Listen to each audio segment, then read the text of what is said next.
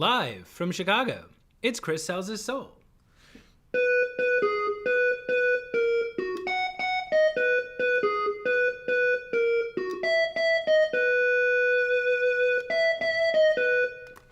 I'm your host, Chris Bogue. And it's been a while since we've seen each other. So hello to everybody out there. I'm trying a little different recording setup today, so bear with me for just a moment. I have to make sure everything is still working here.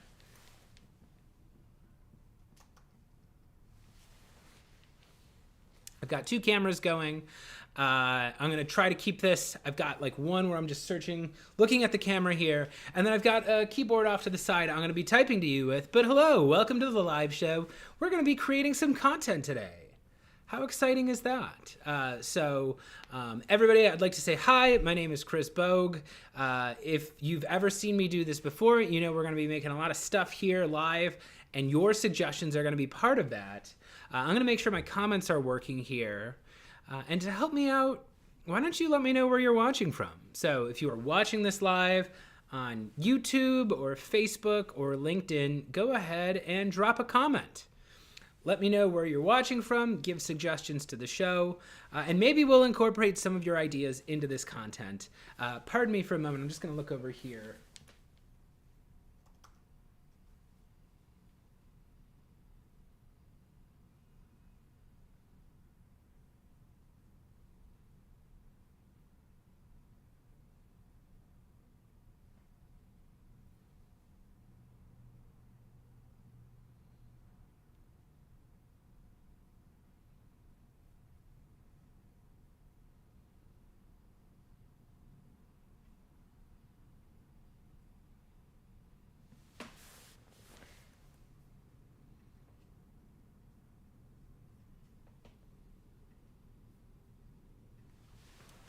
Okay, so I can't really see what anybody is saying here.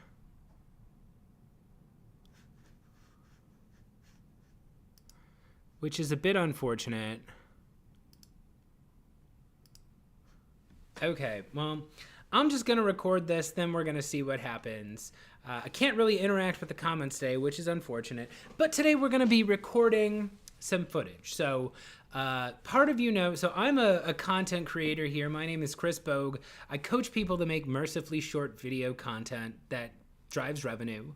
And oftentimes that means creating content for my own personal brand. And in this case, what that means is I'm going to be recording some content directly in front of you, and I'm going to turn that into content for LinkedIn, content to promote myself. So right now what you're going to watch is you're actually seeing behind the scenes how I'm going to do this, all right? I've got a list with some content ideas on here, so I'm going to go film all the footage back to back to back. And then future episodes are going to be us actually creating the content. So today is one task, which is creating the footage. But footage alone does not make content, right? We're going to need to edit it together. We're going to need to schedule it. We're going to need to write copy. We're going to need to put it out there on social media in a way that's going to get people to interact with it. And you're going to get to be behind the scenes for all of it. So welcome today, and let's get started. So I'm in character, or I will be in character. I'm dressed as Boss Bogue, and that means I got to start saying things. So what you're going to see here, these are all just little samples of video clips that are going to be turned into standalone content. And the first piece is called Promo Code No. So let me get into character.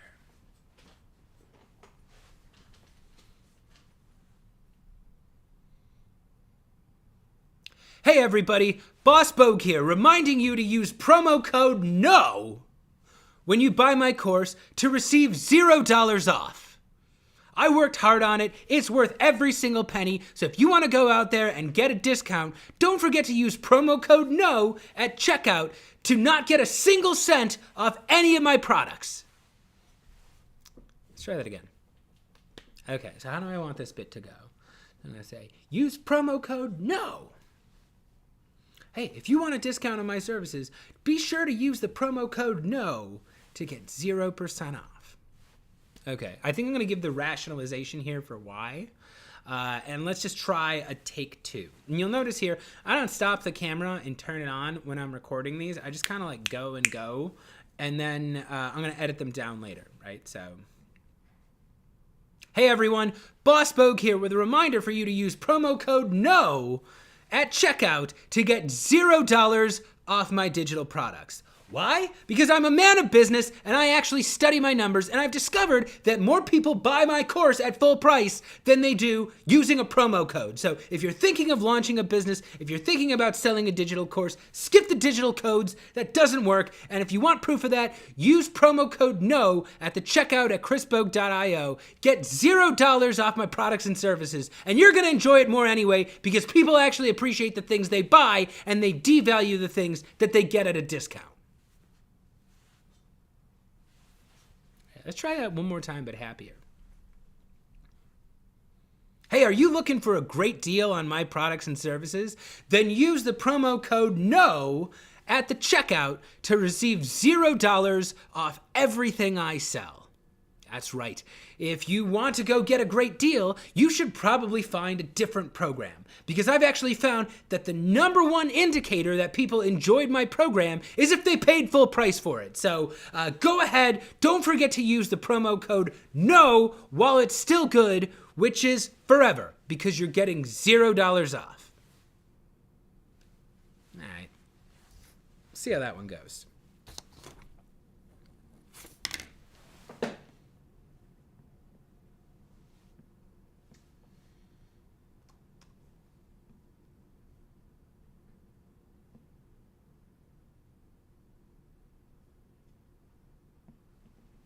Okay, I've noticed that I am live, so apparently this is working.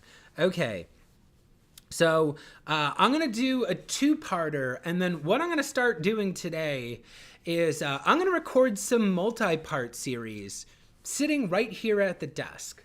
So it's super easy. What I'm going to do is I'm going to record like multiple parts of one series all at a time and then release them over time. So this is a 2-parter called Blank is Dead. And yeah, my audience likes when I'm in character. So I think I'm just going to be Boss Bogue, and I think I'm just going to kind of spill the tea on what I think of cold calling and cold emailing, and we'll see how it goes. So let's think of how I want the bit to go. So I'm going to say... okay,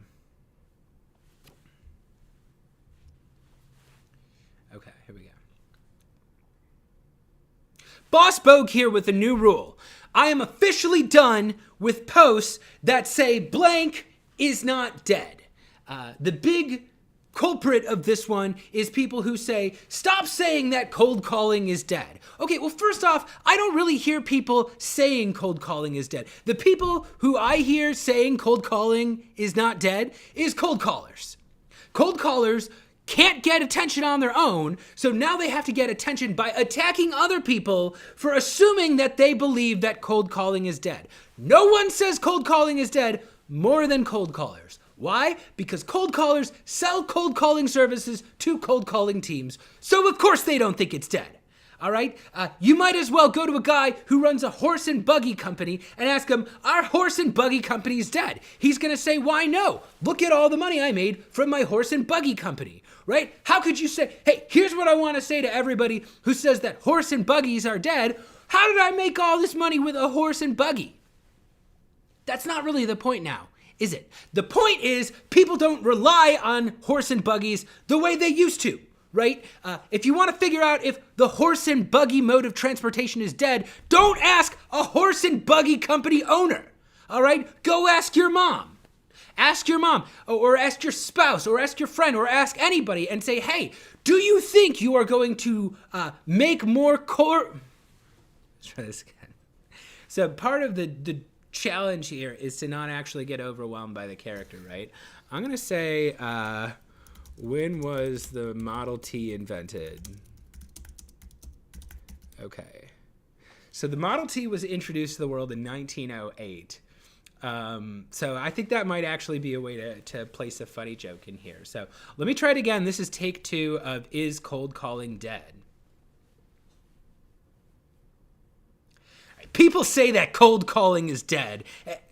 Oh wait, did I say people? I meant cold callers. Every day I go on LinkedIn and I see 10 new posts from cold callers telling me to stop saying that cold calling is dead. Number one, I didn't say anything about cold calling, okay? You said something about cold calling because half of LinkedIn is cold callers selling cold calling services to cold calling sales teams, all right? Of course it's not dead for you. It's all you do. It's the business model that you've attached yourself to. Of course, if you're doing cold calling for several hours every day, eventually somebody's going to be picking up the phone, right? A better way to ask the cold calling question would be like if you asked somebody, hey, is the horse and buggy industry dead in 1909? I'm going to try that again.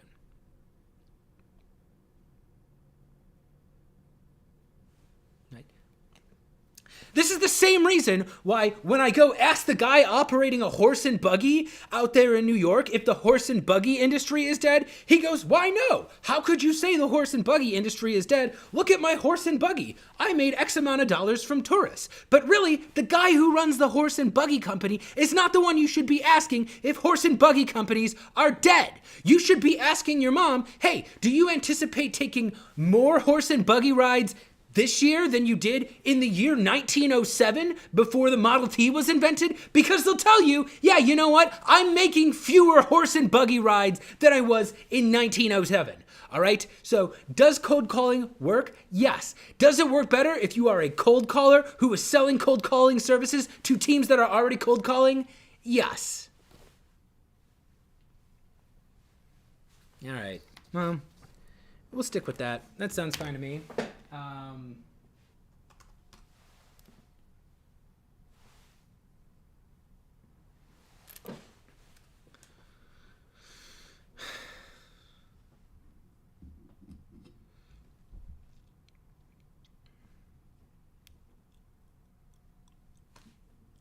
Okay, I'm going to do the same thing, but this is going to be cold emailing, right?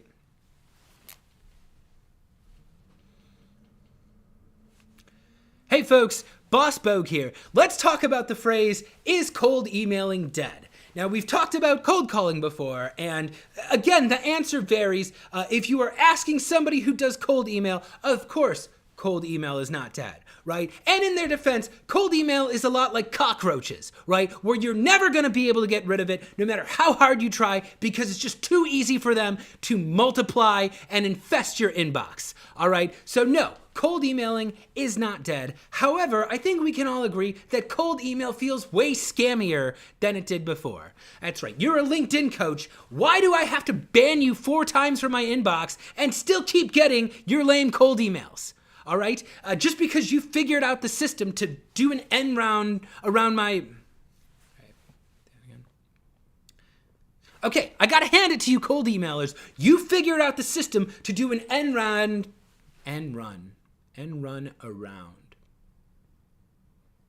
I gotta hand it to you cold emailers, right? You figured out how to successfully do an end run around my spam filter, right? So the second I ban you from sending me your garbage cold emails, you're in there the next day with a slightly different domain name, sending me the exact same spam messages.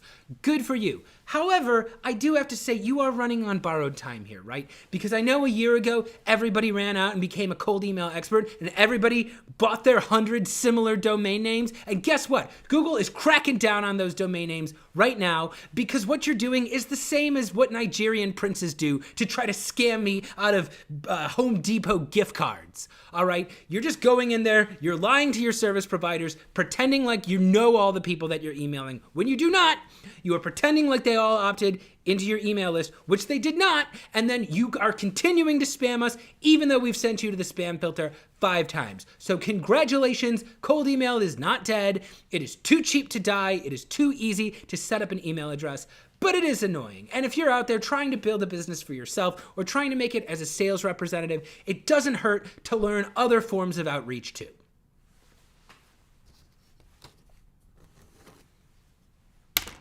All right. So that was the Blank is Dead series. Let's see what we got in the comments here.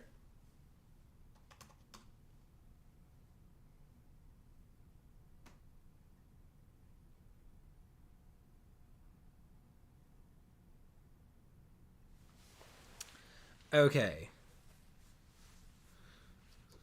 Now I'm going to be doing, so this is going to be another multi-part series. And this one is called WTF AI. So everybody in my network is an AI guru now. Nobody on LinkedIn talks about anything except AI. So if you can't beat him, join him, right? So I think I'm going to use this opportunity to be in character, and I'm going to record a couple spots where I just kind of rant about AI, so I can kind of suss out the people who are looking for other types of solutions to make money.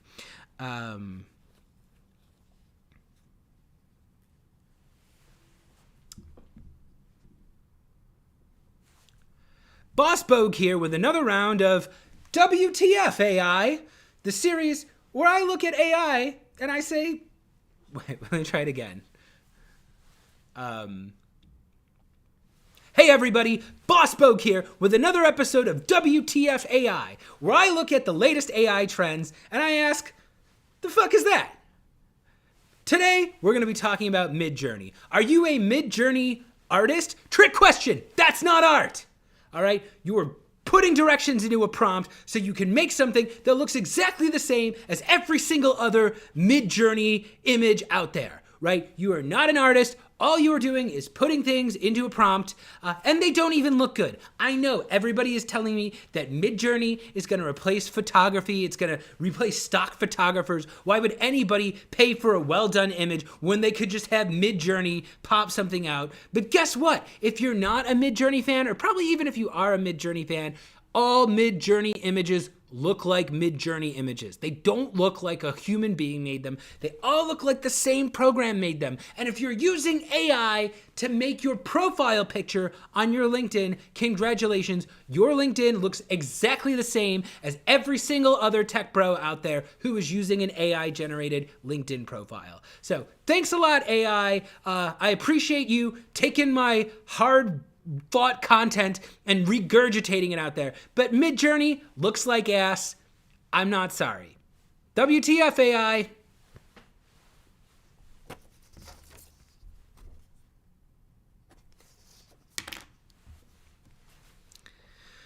Okay, this is part 2 of AI, of WTF AI, called AI Comments Are Cringe.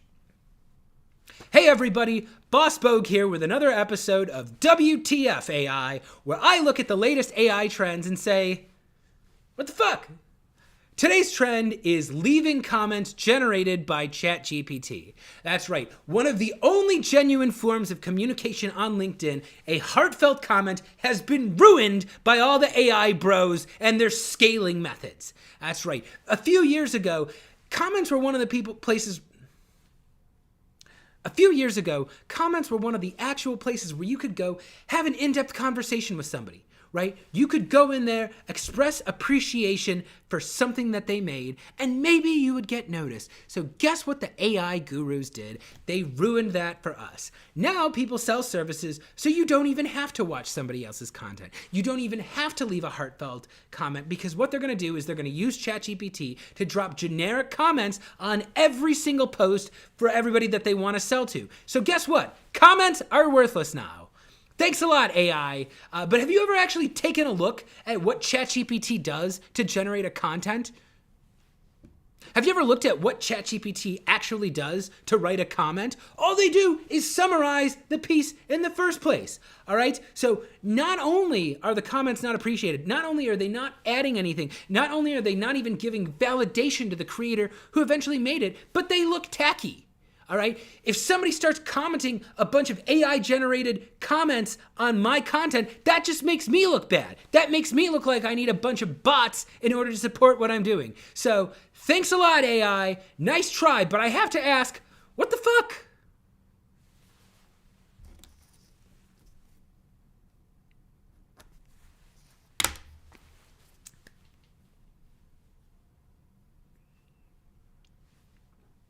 Okay. So this is WTF AI part 3, organic reach is down. Hey everybody, Boss Bogue here for another episode of WTF AI, the show where I look at recent trends in AI and I say, what the fuck? Today we're going to be talking about organic content, and it's down.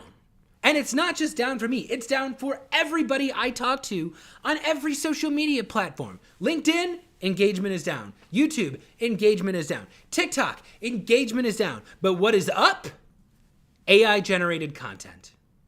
And call me a conspiracy theorist, but I think these two things are related. On the one hand, you have AI-generated content, which can be pumped out faster and more aggressively than anything has ever been pumped out before. So that is going up. Meanwhile, people are spending fewer time on these websites. Why? Because AI-generated content is mostly garbage. Right? If you're not actually adding a human element into this, then it's not really a substitute for creative work. Now, is it? So at one point, you have more people than ever who are putting AI content out there. They're putting no effort into what they create. And at the same time, the users are more and more dissatisfied. They're spending less time on the platforms because it takes forever to find a decent piece of content that's actually worth watching. So thanks AI for scaling my content. Now everybody has a bunch of worthless AI content that nobody wants to watch, nobody wants to read, and it's killing organic reach. What the fuck, AI?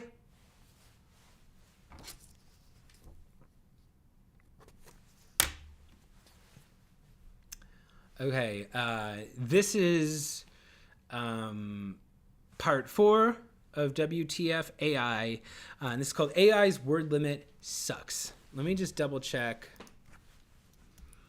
So...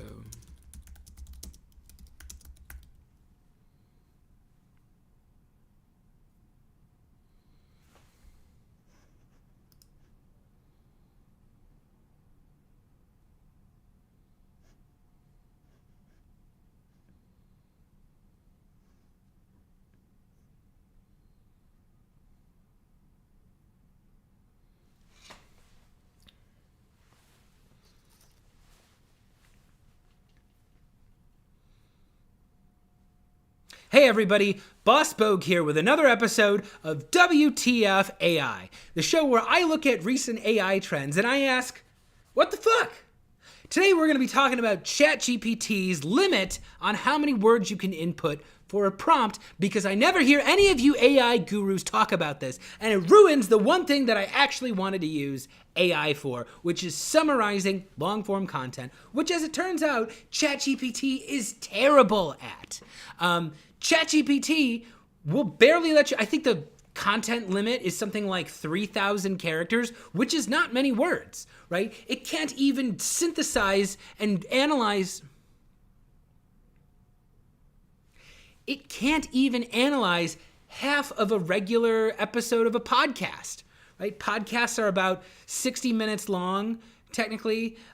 It can't even take 30 minutes of a podcast script and break it down and synthesize it. That's too much. It's going to cut it off half the way. Trust me, I've got a million podcasts and I've tried it, and ChatGPT just isn't able to do it yet, right? By the time you're done cutting up your prompt, by the time you're done cutting up your podcast script and putting it in there and giving 10 prompts for it to finally do what you want it to do, you could have just gone through and summarized it yourself. So thanks a lot, ChatGPT. I really appreciate the intention here, but you're not able to summarize even the simplest of podcast episodes I make. What the fuck?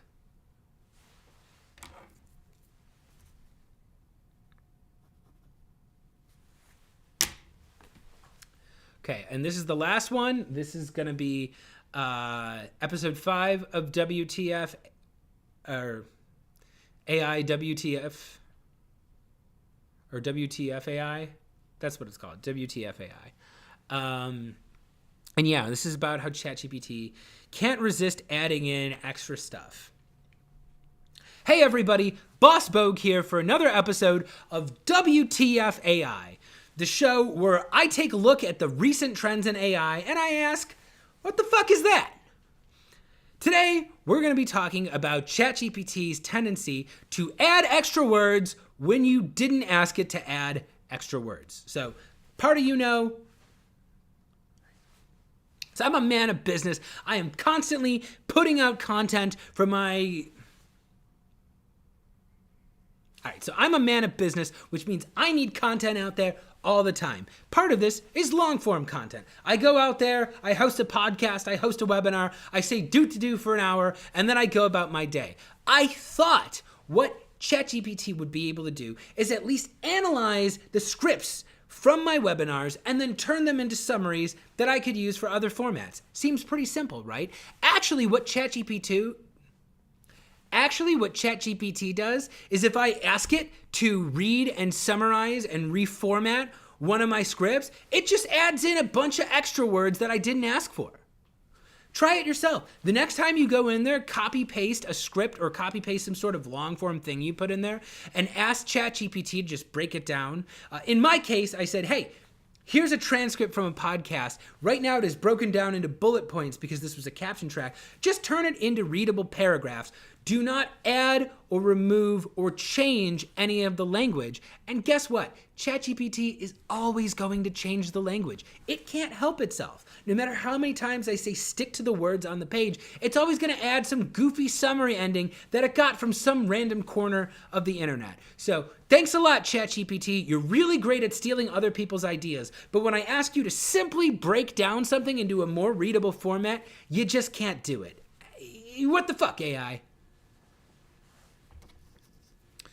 All right, so what we have there is 5 different videos that I can cut up. I can add some on-screen text, I can add music, I can add jokes, I can add cutaways. But at the very least, we've got the start of something there. So I'm gonna do a quick costume change and I'm gonna be back. It's only gonna be a minute, so I'm just gonna turn off my camera and I will be back to film another 5-part series.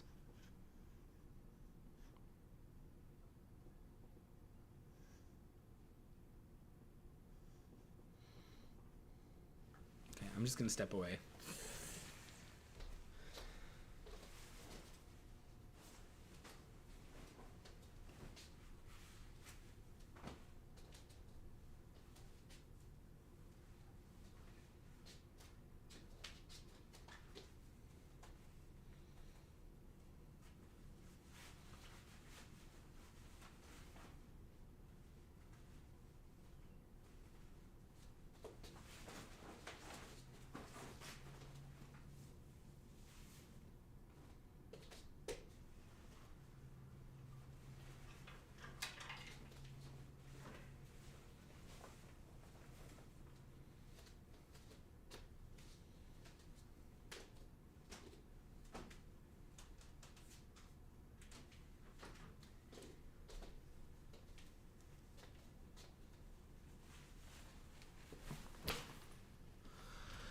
All right, everybody, I am back. Let me just check the comments here real quick.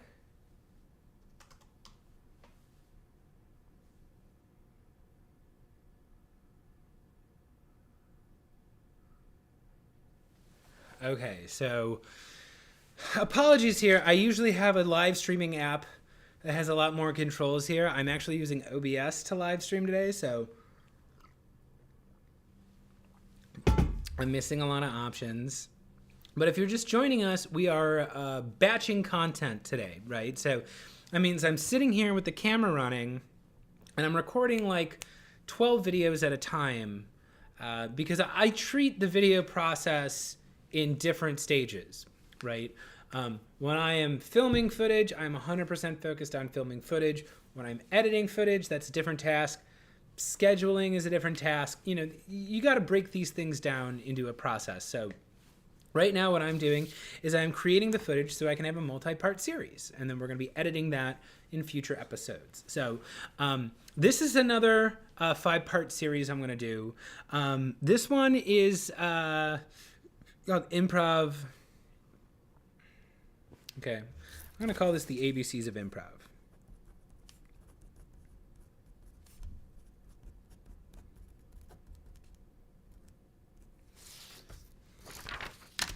Okay, so the premise of this is improv is a big part of the training I do. Improv is a big part of the training I do. I've adapted a number of improv principles to be more business tactic related.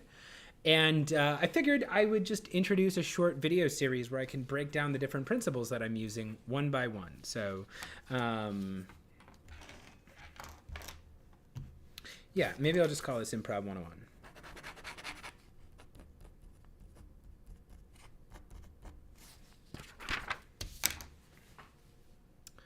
And you'll see here, I'm going to record, this is going to be 5 parts long, and I'm going to record them back to back to back so I could just release them over time, because that's going to make things a lot easier. So also, when you actually see this as a finished product, I'm going to have visuals on the screen, right? In this case, anytime I'm talking about a book, the book is going to show up either here or here.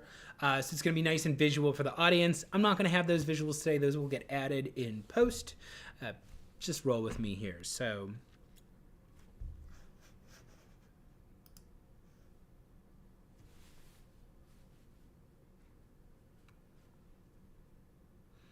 hey everybody, Chris Bogue. This is part 1 of my 5-part improv series, Improv 101, where each week we go through a different improv principle and talk about it.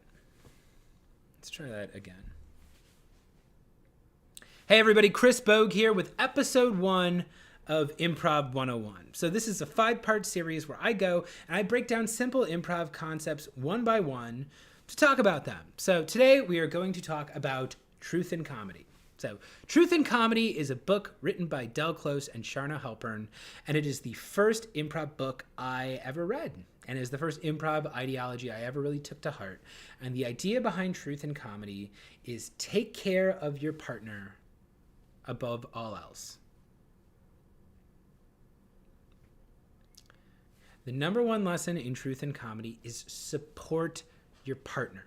And this is a great intro for anybody who's new to improv, right? Anybody who thinks about comedy, you get trapped in your head thinking about what am I going to say? How am I going to come up with something funny? How am I going to do something interesting? And focusing on your partner really just kind of breaks that paradigm.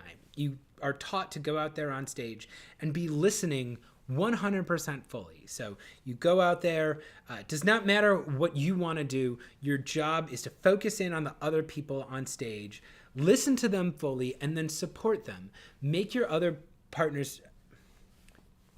people on stage feel good, support them with every tool you have, listen fully, trust their initiations, and you can't go wrong. So if you are looking to get into improv, pick up Truth in Comedy and start thinking about how you can support people in your life. And if you're in business, if you're running a presentation, if you're running a cold call, something like that, this is a really helpful way to think about it is how can I support this other person? How can I make them feel heard? How can I make them feel respected and safe? How can I treat their initiations with respect? These are all great questions to start out with improv. So check out Truth in Comedy. This has been episode number 1 of Improv 101.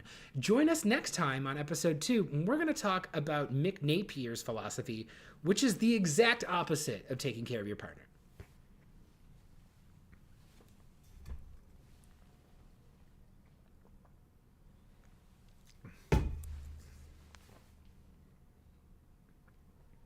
Hey everybody, this is Chris Bogue with another episode of Improv 101. This is episode 2, Take Care of Yourself. So if you remember part 1, we talked about truth in comedy. This is Del Close and Charna Halpern's approach to improv. It's all about supporting your partner. Mick Napier came along a couple years later, and he actually turned that on his head. And Mick Napier is a very respected improv teacher and sketch director in Chicago. And he says that the rules are meant to be broken. All the rules you learn in Truth in Comedy can be broken. You have to understand why they exist. But actually, he teaches a philosophy of taking care of yourself. So the problem with focusing exclusively on supporting your partner is you need to be able to support them with something. And Improvise, Mick's book, is all about arming yourself with something strong at the beginning of the scene. Arm yourself with a strong point of view. Arm yourself with a strong character. Arm yourself with a strong action that you're doing where you have physicality and you have intention behind it. And the reason why we do this is because you need to give something real for your partner to play off of. And if you're just sitting there saying yes to everything your partner does, but you're not doing anything, it's going to be a very one-sided scene. So It's kind of like that old saying in sales. They talk about oxygen masks when they drop down in a crashing plane. They say, take care of yourself before you take care of others.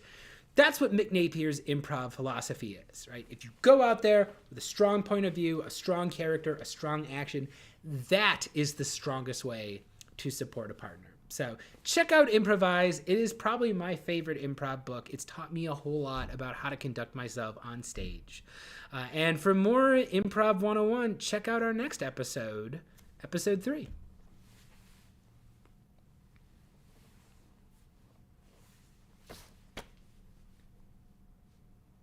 Hey everybody, Chris Bogue here with episode 3 of Improv number 1. So the past 2 episodes, we talked about 2 of the primary Chicago mindsets for improv. First, we talked about Truth in Comedy, which says support your partner. Then we talked about Mick Napier's philosophy in Improvise, which is support yourself. Today, I want to talk to you about Viola Spolin. So Viola Spolin was really the one who created the concept of improv games as we know it, right? She was doing this well before Del Close and Charna and Mick Napier were doing it. And she was very focused in on the present. And the thing about Viola Spolin, too, is Viola Spolin was not doing improv for an audience, right? Her whole philosophy on improv, that improv is an exercise to make you a better actor, right? The ones we talked about in episode 1 and 2, Mick Napier, Del Close, they were treating improv as its own art form. Right? How do you improvise in a way that's entertaining for an audience? Viola Spolin wasn't interested in that. She was interested in teaching actors how to be completely in the moment. And Viola Spolin was big on intuition. She's a big advocate of allowing people to play in a space, allowing people to explore the present moment. And her philosophy is all about shutting off your mind. One of her most popular exercises that you may have tried is a mirroring exercise where you stand in front of somebody else and you pretend that you're a mirror image of them and you try to match their movements and their facial expressions completely.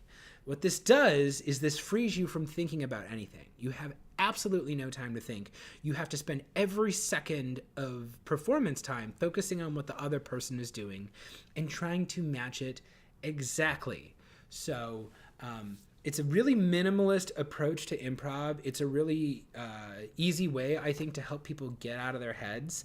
If you want to learn more about the way Viola Spolin teaches improv, check out the book Improvisation for the Theater. It's full of great exercises and great explanations for how Viola would get a great improv performance out of her performers.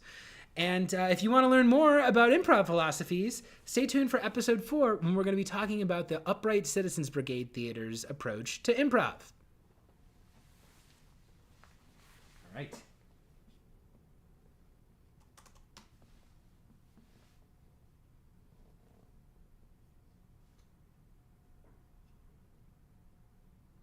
Sorry, I've got to check one thing on a separate computer here. Okay. So if you're just joining us, we are recording a 5-part video series. We're done with parts 1 through 3. I've just got 2 more, and then we're going to be done with filming today.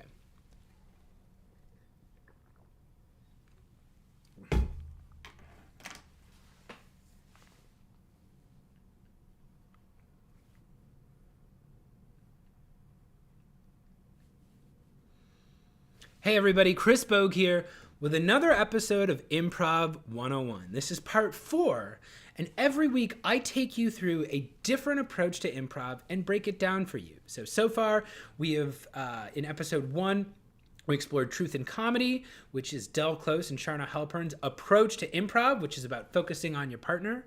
Then we talked about Mick Napier's approach to improv, which is arming yourself with a strong point of view. We talked about Viola Spolin, who's all about intuition and all about focusing on the present moment. Today we're going to talk about the Upright Citizens Brigade. So the Upright Citizens Brigade, that's the comedy theater that was founded by Matt Besser and Amy Poehler and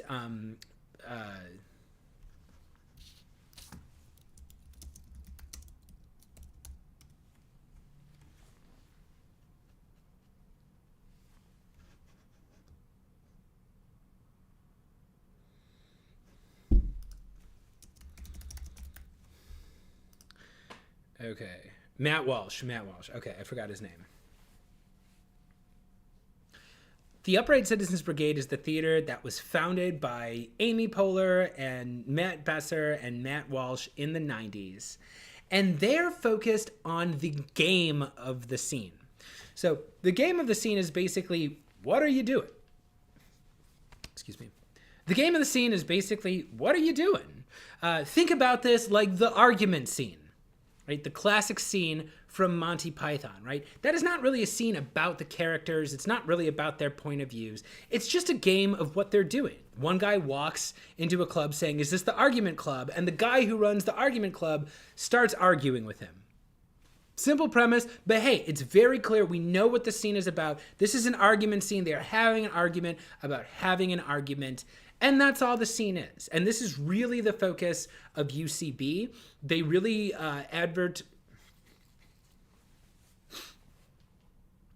This is really the focus for UCB. They recommend grounding characters in your own point of view, and they have a very naturalistic style to their characters.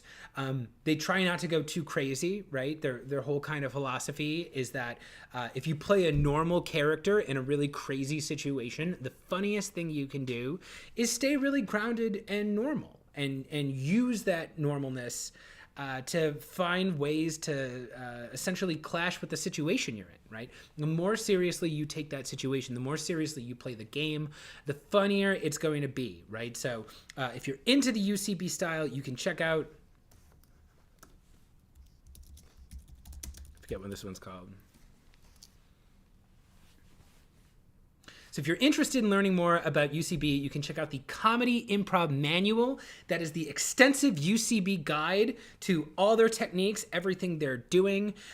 This is a great way to figure out like exciting things to do in a scene. If you are interested in playing the game of the scene, check out the UCB approach to improv, and then join us next week when we're going to be covering the Groundlings approach to improv.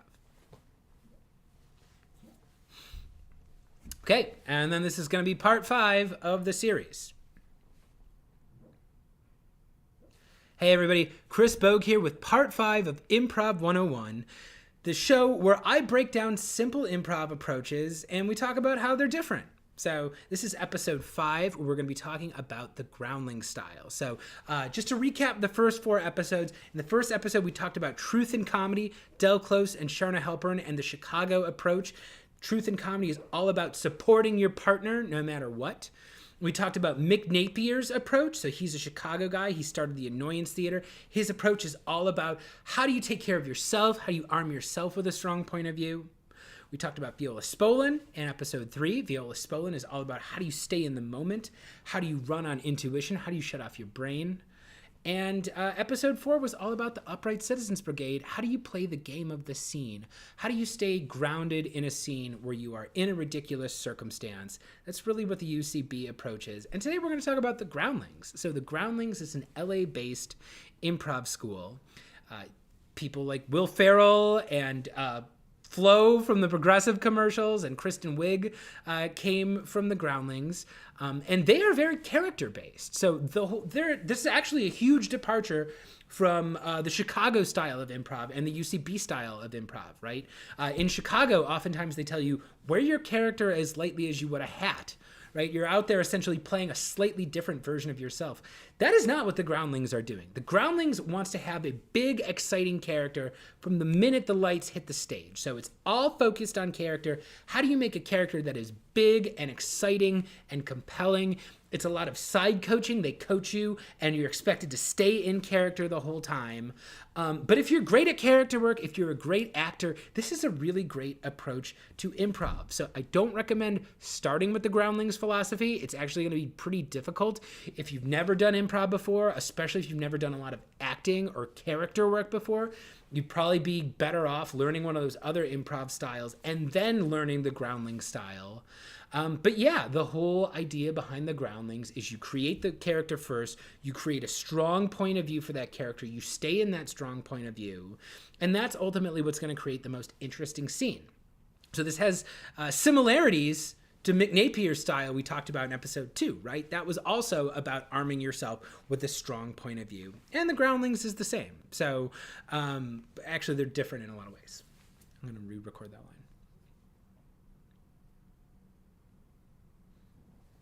So yeah, if you're a fan of Mick Napier's style, the one we talked about in episode 2, if going in there with a strong point of view and taking care of yourself is compelling to you, you might want to check out the Groundling style. And if you've enjoyed this series on improv, let me know what you think. Drop a comment. Let me know what your favorite approach to improv is. And thanks for watching. Cool. All right, everybody. So that's all we got today. Thanks for joining me as I filmed footage. I'm going to be back. I'm going to be doing these all the time now. And Chris Sells His Soul, the interview show, is starting back up. So I'm going to have great guests coming up later this month. Thanks for watching, and I'll see you again.